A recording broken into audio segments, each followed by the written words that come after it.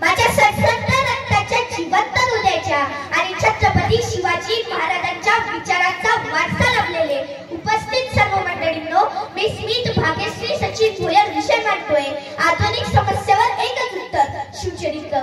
मला माहित आहे जी जिजामाता साध्या वेशात आहे, प्रामाणिकपणा माझ्या पेशात आहे, शिवचरित्राची गाथा माझ्या खिशात आहे, भगवं रक्त माझ्या नसानसात आहे, म्हणूनच शिवबराज माझ्या आचरणात आहे, म्हणूनच शिवबराज माझ्या विचारात आहे. मग महाराष्ट्राचा, मग मराठीचा, मग मानवतेचा, मग माणुसकीचा, मग जिजाऊचा, मग मध्ये पण रक्तांनी अशा स्वाभिमानी मराठी पाण्याचा. आणि हो, महाराष्ट्रात स्वराज्याचा भगवा हुंकार निर्माण करून सोळाव्या शतकात निर्माण झालेली तेजस्वी मुद्रा कालही चमकत होती, आजही चमकत आहे, उद्याही चमकत राहील. मग कुणी काही म्हणो, आमचे राजे आमच्या हृदयात होते, आहेत आणि सदैव राहतील. शिवचरित्र म्हणजे काय? शिवचरित्र म्हणजे विचाराची खाण, शिवचरित्र म्हणजे ज्ञानाची जाण, शिवचरित्र म्हणजे अज्ञानावर मात, शिवचरित्र म्हणजे मानवतेची साथ, शिवचरित्र म्हणजे मानवतेची साथ. शिवचरित्रातून काय शिकावे? शिवचरित्रातून शिस्त, मानवता, थोड्या मोठ्यांचा आदर, स्त्रियांचा सन्मान आणि विपरीत परिस्थितीशी दोन हात करण्याचे धाडस या बाबी शिकाव्यात. शिवचरित्रातून काय शिकावे? माझ्या शुभर राजांना पहा, जिथे मस्तक नतमस्तक झाल्याशिवाय राहत नाही, अशा राष्ट्रमाता राजमाता जिजाऊंच्या सुसंस्काराच्या मुशीतून त्यांनी मराठी स्वाभिमानी स्वराज्याचे निर्माण केले. 18 पगड जातीचे, 12 पडुके दलाचे, शेतकऱ्याचे, स्त्रियांच्या आधार असणाऱ्या या सुसंस्काराची पायाभरणी माझी जाऊंनी आपल्या शुभर केल्याचा पदोपदी अनुभव येतो. विषयाची खोलवर चिकित्सा करताना मला जाणवते की माझ्या राजाने सह्याद्रीच्या कड्या कपाऱ्यातून जो स्वराज्याचा स्वाभिमानी हुंकार निर्माण केला, त्याच्याच रूपांतर धडधडीतून दिल्लीचे तख्त पहायला लागले.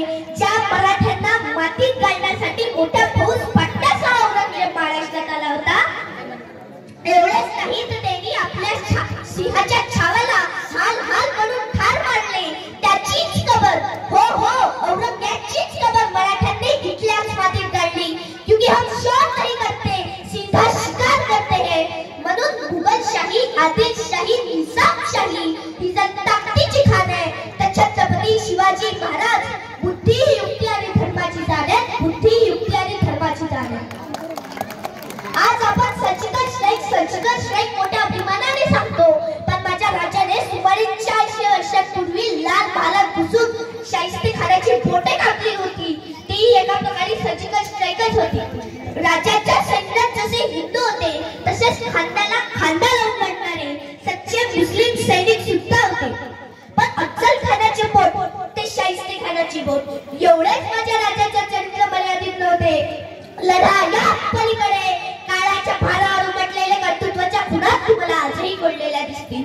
स्वराज्यावर चालून येणाऱ्या अफजल खानाचा जसा राजाने कोथळा बाहेर काढला, तसा स्वराज्याशी बेमानी करणारा खानाचा वकील कृष्णा भास्कर कुलकर्णी नीला मातीत गाळला. कारण स्वराज्यात जात महत्वाची नसून साथ देणारे हात महत्वाचे होते, हे वेगळे सांगावेच नको.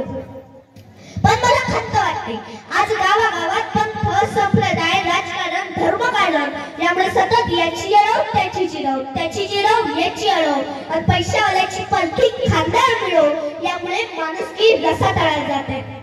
म्हणून शेतकरी अजूनही भयग्रस्त आहे, तरुण पिढी दीड जीवित व्यस्त आहे, राजकारणात गुवाहाटी पॅटर्न जबरदस्त आहे, समाज अंधश्रद्धेने ग्रस्त आहे. शेतकऱ्याचे मरण मात्र एकदम स्वस्त आहे, शेतकऱ्याचे मरण मात्र एकदम स्वस्त आहे. कवी किशोर बरी छान म्हणतात, ज्याच्या त्याच्या डोक्यात राजकारण भरलं, ज्याच्या त्याच्या डोक्यात राजकारण भरलं, दिल्लीतलं लबाडवालं गल्लीबोळात शिरलं, घरात भांडण, दारात दंगे, गाव पलटात चक्रा मारत आहे, तरी ग्रामपंचायत आपले सहर्ष स्वागत करीत आहे, तरी ग्रामपंचायत आपले सहर्ष स्वागत करीत आहे.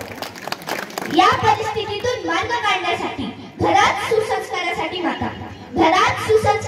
माता, हिंदू धर्म भगवद्गीता, गावागावात ग्रामगीता आणि देशात सुसंस्काराची साठी शिवचरित्राची गाथा. एवढे बोलून मी माझे शिवविचारांचे आधार इथेच थांबवतो. छत्रपती शिवाजी महाराज की मनपूर्वक धन्यवाद.